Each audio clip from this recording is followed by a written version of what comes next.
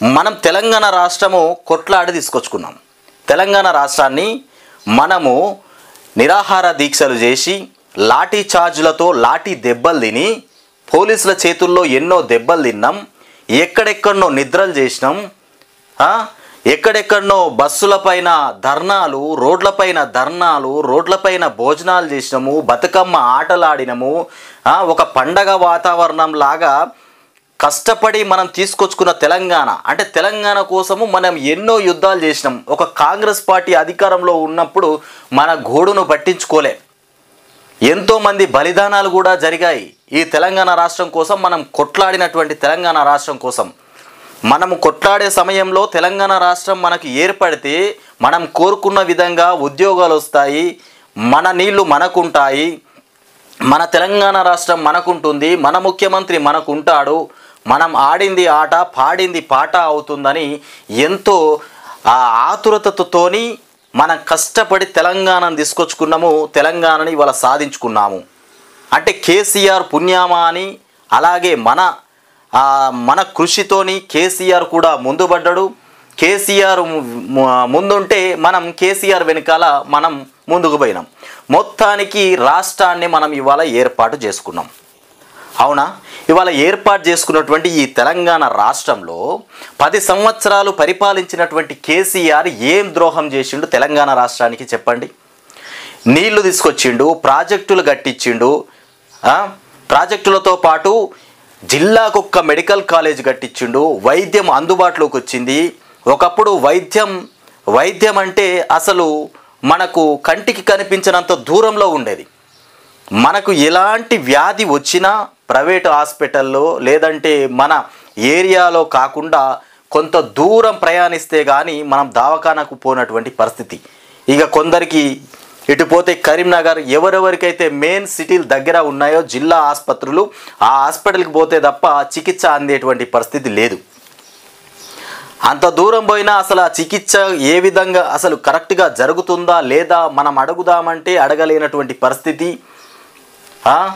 ఇగో medical కాలేజీలు కూడా అక్కడ హైదరాబాద్లో చూసుకుంటే గాంధీ, ఉస్మానియా, ఇగో ఇట్లా హాస్పిటల్స్, నిలోఫరు, ఇలా చిన్నపిల్లల హాస్పిటల్, ప్రతి హాస్పిటల్లో కూడా అసలు మన మాట అక్కడ మనం అడగాలన్నా మనం ప్రశ్నించాలన్నా మనం అడగలేనటువంటి పరిస్థితి ఉండేది.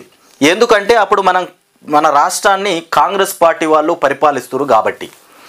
ఇదంతా మనకు బానిసతత్వం ఎందుకని, ఇలాంటి రోజులు మనకు ఉండొద్దు అనేటువంటి ఆలోచనతోని మనం ఇవాళ కొట్లాడి కేసీఆర్ ముందుబడి మొత్తం మీద మనము ప్రజలందరం కూడా తెలంగాణ రాష్ట్ర 4 కోట్ల మంది జనాలు కూడా ఏకమైపోయి ఇవాళ తెలంగాణ రాష్ట్రాన్ని మనం సంపాదించుకున్నాం. ఈ సంపాదించుకున్న తర్వాత నిన్నగాక మొన్న 3 నెలల కింద, ఒక 3 నెలలు కాలే, ఇంకో 2 నెలలు పైన 3 నెలలు, 3వ నెల నడుస్తుంది.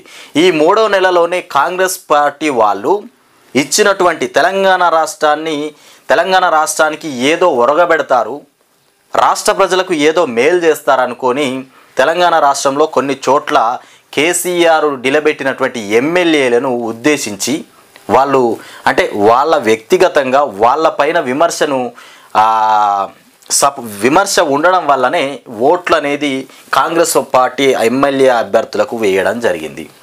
అటో ఇటో మొత్తం మీద కాంగ్రెస్ పార్టీ అధికారంలోకి వచ్చింది, ఫామ్ అయిపోయింది. ఇప్పుడు ఈ కాంగ్రెస్ పార్టీ అధికారంలోకి వచ్చిన తర్వాత ప్రజలకు రేవంత్ రెడ్డి అసలు కాంగ్రెస్ పార్టీ అధికారంలోకి రాకముందు ప్రచారాలలో తిరిగిండు. అక్కడక్కడ ప్రజా సభలు పెట్టినటువంటి రేవంత్ రెడ్డి ప్రతి విషయంలో కూడా 6 గ్యారెంటీలను అమలు చేసినటువంటి అంశం మీద మస్తుగా మాట్లాడిండు. మేము అధికారంలోకి రాగానే, నేను తొలిగా ముఖ్యమంత్రి సీట్ ఎక్కగానే కూర్చోగానే అన్ని ఇచ్చినటువంటి హామీలన్నిటిపైన సంతకం పెడతా, జాబు మేళ ఫిబ్రవరిలో ప్రకటిస్తా, జాబ్ క్యాలెండర్ వేస్తా, రుణమాఫీ చేస్తా, రైతు భరోసా వేస్తా, ఇగో ఇట్లా అనేకమైనటువంటి వాగ్దానాలు చేసినటువంటి ఈ రేవంత్ రెడ్డి ఇవాళ తోక ముడుచుకొని కూర్చున్నాడు. దాంతోపాటు అక్కడ కాళేశ్వరం ప్రాజెక్టు, మేడిగడ్డ వ్యవహారం పట్టుకున్నాడు. ఇక మొన్నటిదాకా ప్రతి దాని మీద అవినీతి జరిగింది. భూముల కుంభకోణాలు, మేడిగడ్డ కాళేశ్వరం ప్రాజెక్టులో కుంభకోణమని, సెక్రటేరియట్ కుంభకోణమని, మిషన్ భగీరథ కుంభకోణమని, గొర్రెల పంపిణీలో కుంభకోణమని, ఇగో ఇట్లా ఇంకా కొంతమంది అధికారులు కూడా, కొంతమంది ఐఏఎస్ అధికారులు ఎవరైతే రిటైర్మెంట్ అయిపోయి వర్క్ చేస్తున్నారో వాళ్ళ మీద కూడా నిఘా పెట్టి వాళ్ళని కూడా పక్కకు తొలగించినటువంటి పరిస్థితి ఈ రేవంత్ రెడ్డి. అదే కాకుండా ఇంకా పెన్షన్స్ పెంచుతామని చెప్పిండ్రు, పెన్షన్లు కూడా పెంచినటువంటి దాఖలాలు లేవు. ఎదురు చూస్తున్న చాలామంది ప్రజలు ఇక పెన్షన్లు పెంచుతారేమో, పెంచితే మా కుటుంబాలు బాగుపడతాయన్నట్టు. ఇక పెన్షన్దారులు పెన్షన్ ఎప్పుడు వస్తుందో అని కళ్ళల్లో ఒత్తులేసుకొని చూస్తున్నటువంటి పరిస్థితి. అప్పుడెప్పుడో తెలంగాణ రాష్ట్రము ఏర్పడక ముందు కేసీఆర్ చేసినటువంటి హామీలు అటో ఇటో నెరవేర్చుకుంటూ వస్తున్నటువంటి తరుణంలో ఇవాళ రాష్ట్రంలో ఉన్నటువంటి కొంతమంది కేసీఆర్ నిలబెట్టిన అభ్యర్థుల తప్పిదాల వల్ల కాంగ్రెస్ ఎమ్మెల్యేలకు ఓటేసి, కాంగ్రెస్ అభ్యర్థులకు ఓటేసి మొత్తం మీద కాంగ్రెస్ పార్టీని అధికారంలోకి తీసుకొచ్చినటువంటి ప్రజలు ఇవాళ లబోదిబో అంటుర్రు. మేము కేసీఆర్ని అట్లే ఉంచుకుంటే బాగుండేది, కాంగ్రెస్ పార్టీని ఎందుకు తీసుకొచ్చుకున్నాం, కాంగ్రెస్ను ఎందుకు గెలిపించుకున్నాం, మా బతుకులు ఆగమైపోతున్నాయి, నీళ్లు లేక కరెంటు లేక కొన్ని చోట్ల ఆగమైపోతున్నటువంటి పరిస్థితి ఏర్పడుతుంది, అడగాలన్నా ఎవరిని అడగాలనో తెలియట్లేదు, ఇచ్చిన హామీలు నెరవేరట్లేదు, ఇంకా మా బతుకులు ఎప్పుడు చక్కబడతాయి. ఇక మీరు అంటారు, కాంగ్రెస్ పార్టీ వాళ్ళు అంటారు, మేము వచ్చింది 3 నెలలే అయింది, 3 నెలల్లోనే మాకు కొద్దిగా సమయం కావాలి, ఇక 100 రోజుల సమయం వాళ్ళు పెట్టిరు, సమయం కావాలి అనేటువంటి మాట మాత్రము ఎప్పటి నుండో చెప్పుకుంటూ వస్తున్నటువంటి కథనం. ఇక ఇంకొకటి, మొత్తము శాసనసభలో మొత్తం మీద నీళ్లు నిప్పులు. ఇగో మేడిగడ్డ కాళేశ్వరం ప్రాజెక్టు, ఇగో దీని మీదనే పడ్డరాయా మొత్తం నీళ్లు నిప్పులు. ప్రజలకు ఇచ్చినటువంటి వాగ్దానాలు, హామీలు ఇవన్నీ నెరవేర్చడం పక్కన పెట్టేసి నీళ్లు నిప్పులు ఇగో దీని మీద పడి ప్రజలను మొత్తం అన్యక్రాంతం చేస్తున్నటువంటి కాంగ్రెస్ ప్రభుత్వం. కృష్ణ జలాలపై కాంగ్రెస్ బారాసాల మధ్య వాదోపవాదాలు మొత్తం మీద చర్చాంశనీయంగా మారిపోయింది శాసనసభలో. ఇక తప్పు మీదంటే మీదంటూ సభలో పరస్పర ఆరోపణలు, తప్పు మీదంటే మీది అనేటువంటి ఆరోపణలు మొత్తం శాసనసభలో గందరగోళ పరిస్థితి ఏర్పడ్డది. ఇక మా షరతులను అంగీకరించకపోతే ప్రాజెక్టులను అప్పగించం. ఇక శాసనసభలో తీర్మానం ప్రవేశపెట్టిన మంత్రి ఉత్తమ్ ఏకగ్రీవంగా ఆమోదం పొందినట్లు ప్రకటించినటువంటి సభాపతి. ఇగో ఇది ఇక కృష్ణా జలాల శాసనసభలో మంటలు రేపాయి. కృష్ణా బోర్డుకు ప్రాజెక్టుల అప్పగింత అంశంపైన అటు అధికార కాంగ్రెస్, ఇటు విపక్ష బారాస సభ్యుల మధ్య తీవ్ర స్థాయిలో వాదోపవాదాలు చోటు చేసుకున్నాయి. ఇక పరస్పర ఆరోపణలు, రాజకీయ వ్యక్తిగత విమర్శలతో సభ వేడెక్కి ఇక కృష్ణా జలాలు ప్రాజెక్టులు ఇక అప్పగింత అంశంపైన ప్రభుత్వం సోమవారం శాసనసభలో ప్రత్యేక చర్చ చేపట్టింది. ఇక ఉమ్మడి రాష్ట్రంలో ఉన్నటువంటి పరిస్థితుల నుంచి తెలంగాణ ఏర్పాటు, ఆ తర్వాత బారాస పాలనలో పరిణామాలపై నీటిపారుదల శాఖ మంత్రి Uttam Kumar Reddy power point presentation ద్వారా మొత్తానికి ఇక సభ్యులకు వివరించడంతో పాటు మొత్తం ఏది శాసనసభలోనే పవర్ పాయింట్ ప్రజెంటేషన్ వినిపించిందట ఏది ఉత్తమ్ కుమార్ రెడ్డి. మొత్తం ఏం పవర్ పాయింట్ ప్రజెంటేషన్ ఇప్పించిండు, ఏం మాట్లాడిండు అంతకంత. ఇక తెలంగాణకు శాపాలైన గత ప్రభుత్వ తప్పిదాలు, తెలంగాణకు మొత్తం శాపాలు అయిపోయినాయట.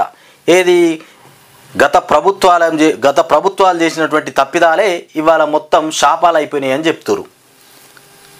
ఇట్లా ఇక తమ షరతులను అంగీకరించే వరకు బోర్డుకు ప్రాజెక్టులను అప్పగించబోమంటూ తీర్మానం ప్రవేశపెట్టారు.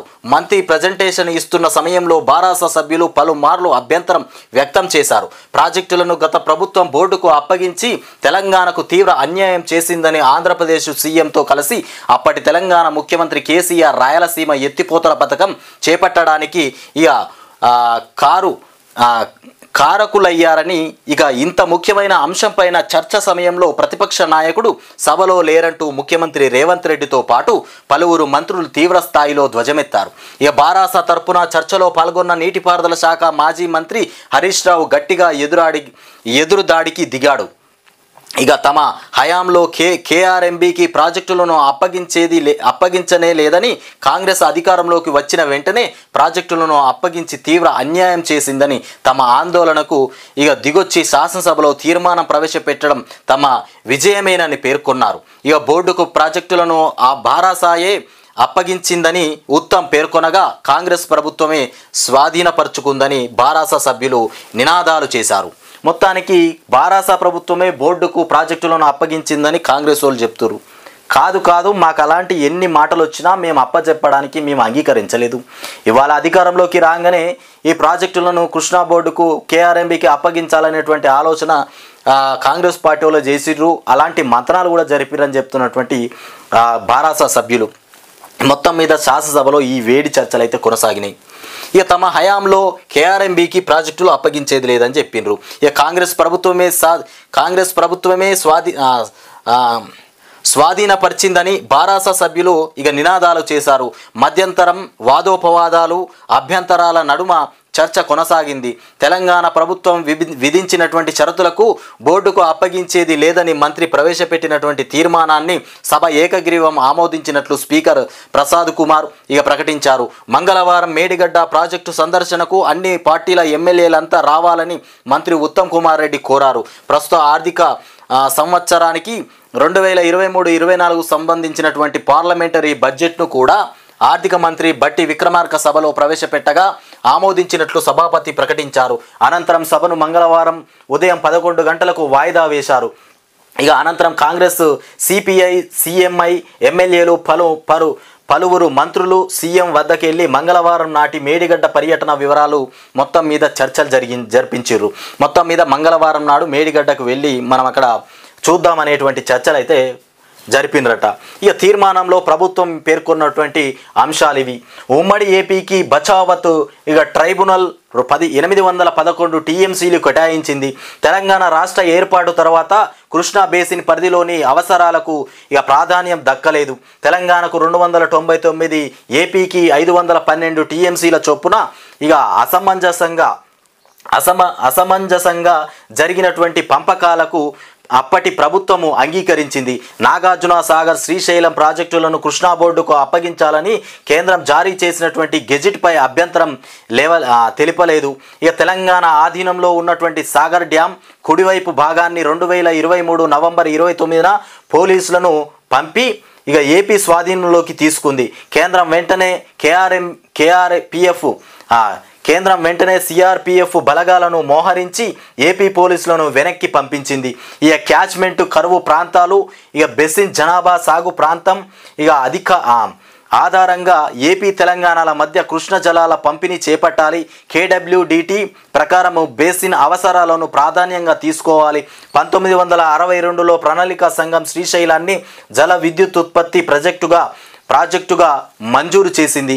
నాగార్జున సాగర్కు 224 టీఎంసీలను అందించేలా ట్రైబ్యునల్ ప్రకారం శ్రీశైలంలో 830 అడుగుల మట్టాన్ని కొనసాగించాల్సి ఉంది. ఇక శ్రీశైలం నుంచి బెసిన్ అవసరాలను సిడబ్ల్యూసి ఆమోదించినట్లుగా 34 టీఎంసీలకే పరిమితం చేయాలి అని ఇక సిడబ్ల్యూసి కేంద్రం అనుమతులు లేకుండా బెసిన్ వెలుపల చేపడుతున్నటువంటి ప్రాజెక్టుల నిర్మాణాలు ఇక విస్తరణ